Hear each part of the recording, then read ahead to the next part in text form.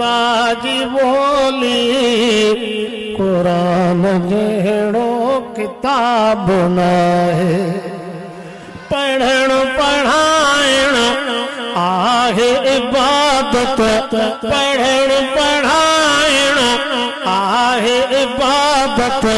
अहिड़ो ॿियो को सवाब न आहे कुरान हूंदो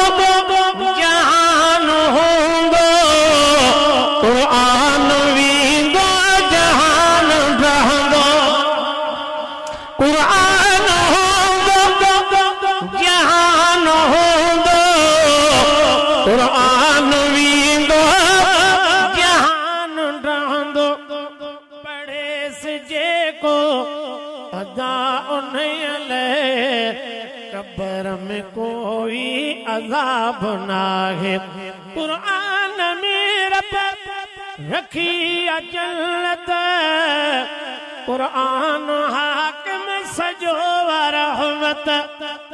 कुरान वारा अथव भलारा हिननि जहिड़ो ॿियो नवाब न आहे।